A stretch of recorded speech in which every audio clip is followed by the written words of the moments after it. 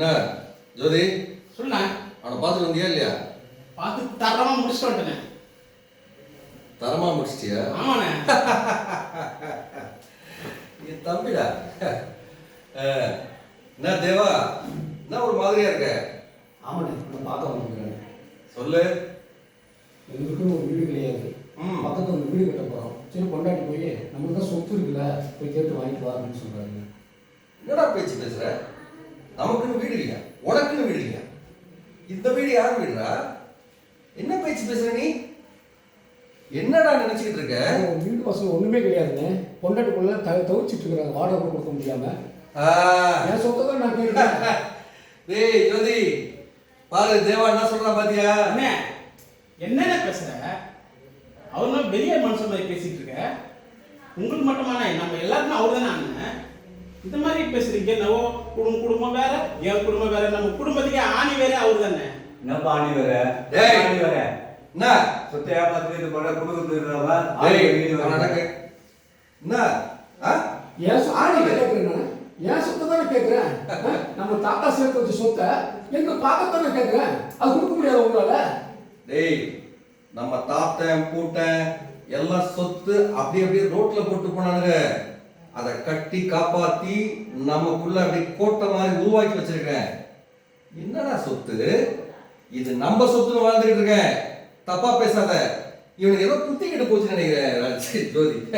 அண்ணே, ஒரே தட்டை சாப்பிட்டு ஒன்னா வளர்ந்த குடும்பம். இது மாதிரி யார் பற்றி கேட்டு இப்படிலாம் பேசுறீங்க? தம்பி அதெல்லாம் இல்ல தம்பி, சொத்து வேணும் எங்களுக்கு. இது போல என்ன பண்ற? சொத்து எங்களுக்கு வேணும். டேய் கஷ்டப்படுறா. டேய் சின்னவனே, இங்க பாருங்க, உனக்கு அவ்வளவுதான். நீ தப்பா பேசுற.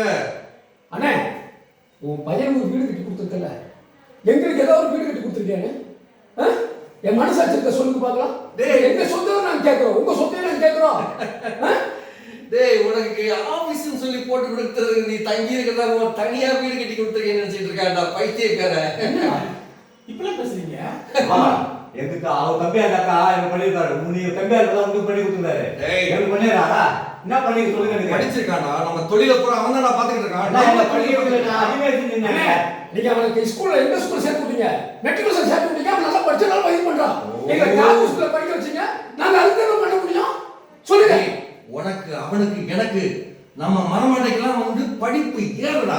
அவனுக்கு கப்பலுக்கு வந்துச்சு, அதனால நான் படிச்சான். எங்களுக்காக நீங்க என்னோட சொத்து எனக்கு வேணும். அதை நான் எங்க போறதுன்னு ரெடியா இருக்கேன். ஆமா, உன் சொத்து இருக்காங்க. என் சொத்தை நீ பிரிச்சு கொடுத்து அவன் எங்க போவ?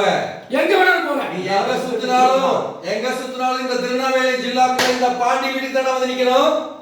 அதுவும் அதெல்லாம் இல்ல, நான் வாங்கணும். நாங்க அப்படியா? பாக்கலடா போடா நீ பேசாம கிளம்பு. இங்க பாரு, நீ முன்னாடி நிக்காத, கிளம்பு. அண்ணா இதோட சரி. அண்ணா பாசம் எல்லாம் முடிஞ்சு போகுது. எனக்கு சொத்து தான் தேவை. அவ்வளவுதான்.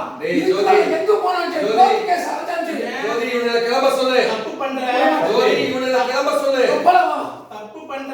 பாரு இப்ப சொல்றேன், சொத்து இல்லாம உங்களை உன்னலாம் பண்ணிருக்கேன் பாரு.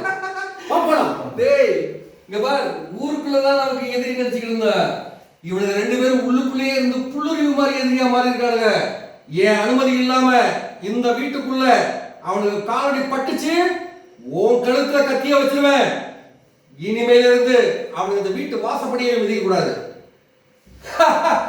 சொத்த பிரிச்சு கேட்கிறான்டா பங்காளி.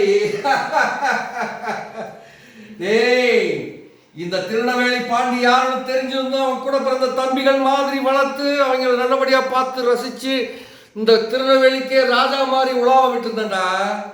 அவன் வந்து இன்னைக்கு பிரிச்சு கேட்கிறான்டா பங்கு. பார்க்கலாம். டேய் சொன்னது யாரும் இருக்கா இல்லையா? பார்த்துக்க, மைண்ட். இதுக்கப்புறம் அவனுங்க இந்த வீட்டு வாசல்ல மிதிக்க கூடாது.